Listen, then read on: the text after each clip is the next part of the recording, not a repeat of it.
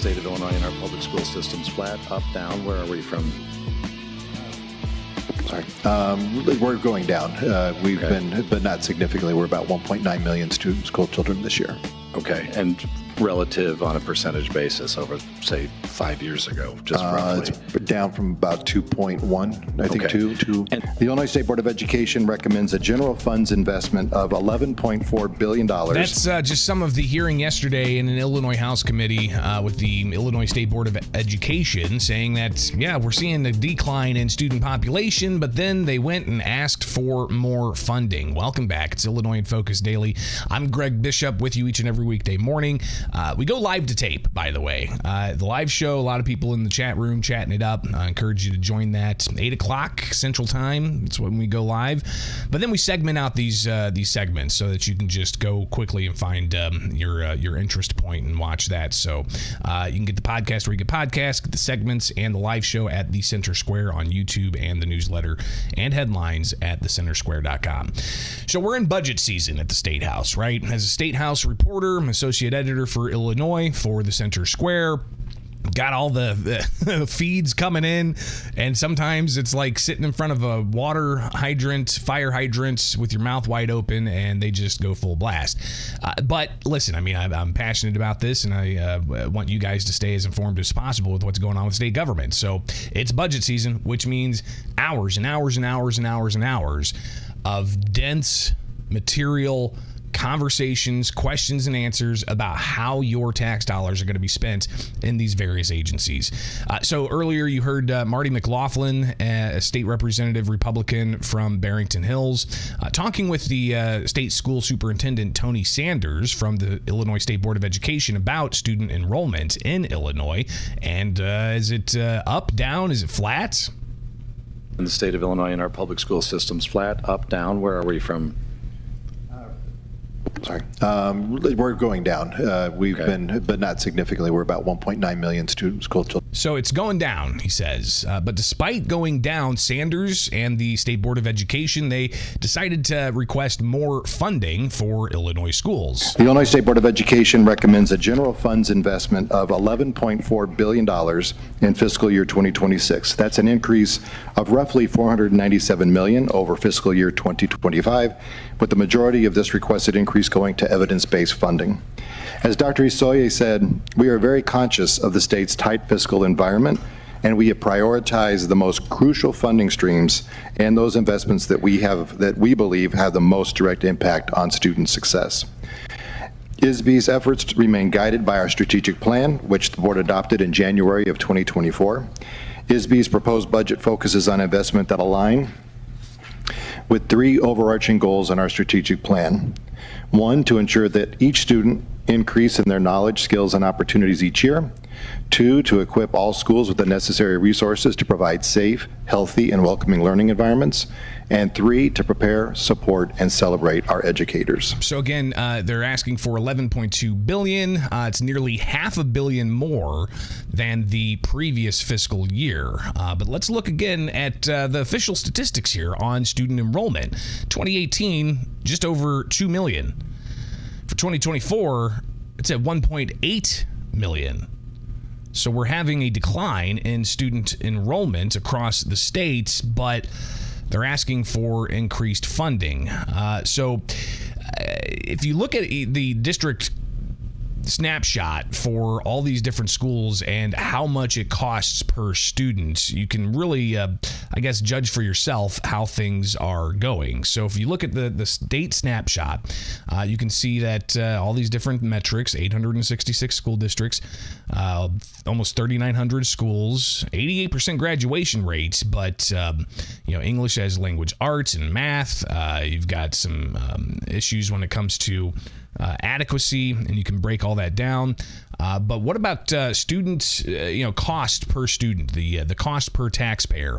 It's somewhere, I've seen it as low as $6,000 in some rural districts, but all the way up to like $130,000 per student. And in particular in Chicago, you've got an area where there's one school. This is the snapshot for Chicago. You can see Average costs, looks like a good chunk of them right in the median, just under $20,000 or so.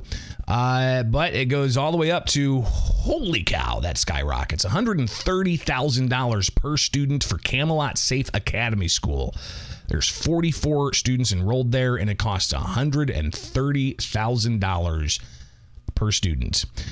Simpson Academy High School for young women, $100,000 per student with 32 people enrolled. Douglas Academy High School, $93,000 per student with 33 enrolled. So you could see you've got some would argue empty schools that have large amounts of overhead. So how does ISB handle that? Not too sure. But the question was asked to the State Board of Education yesterday during that House committee at the State House.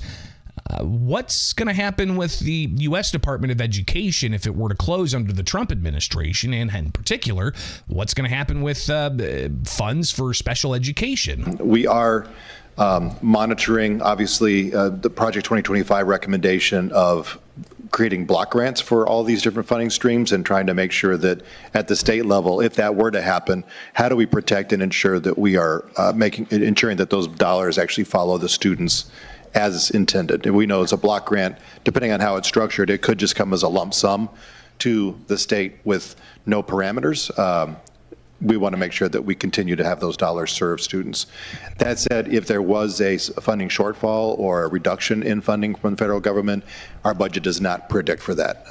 But we don't have any way of making up for that loss. So clearly they aren't necessarily ready for what may happen if the Trump administration moves forward with the plan to close the Department of Education and just transfer funds directly to states, as the president had said in the past. So we'll hear more about those plans. State Representative Blaine Wilhauer asked about adequacy. And here's just an overview of academic progress from the Illinois report card. You've got, SAT scores, 31%, English language arts adequate, 26% for math adequacy. You've got science assessments, 53% proficient. But when it comes to math, it's 28%, 39% for English language arts. You've got 29% eighth grade passing Algebra 1. But yet, look at that, ninth grade, 88% are on track to graduate with an 88% graduation rate. Some people scratching their heads, how do you not pass Algebra 1 but still graduate? How do you have 39% English language arts proficiency but still have an 88% graduation rate? So Representative Wilhauer yesterday asking Tony Sanders about those adequacy rates and how they're really nothing to brag about. Well, I can tell you that the highest in the nation is Massachusetts, and they're at 37% on math and 40% on reading.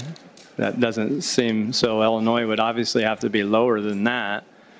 Does that seem like something that we should be bragging about? Because I've heard the governor brag about it, and obviously that was mentioned earlier in this dialogue. Do you think that those scores are acceptable? I will always say that we have opportunities to continue to grow in public education. We certainly want to see the numbers increase. All right, so see those numbers increase. Again, Tony Sanders being asked about the adequacy rates, which we just reviewed. What about the Trump administration's executive orders? He says ends the unconstitutional and demeaning diversity, equity, and inclusion policies, DEI.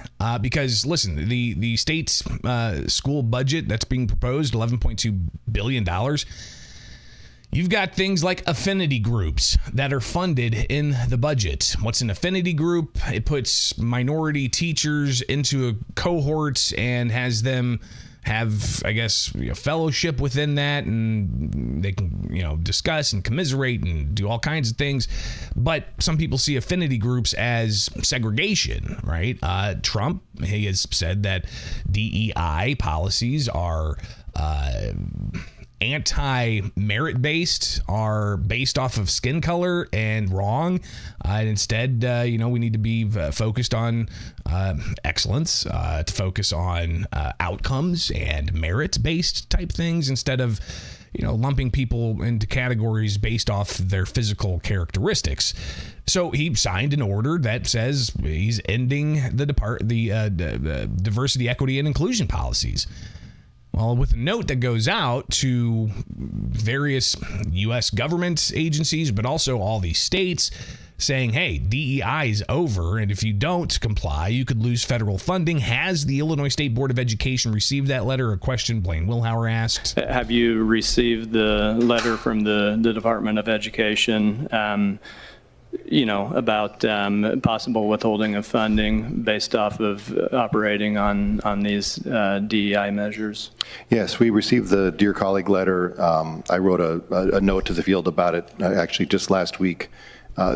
The letter that came to us does not have the force of law, and it's very specific within that letter that it says it does not have the force of law.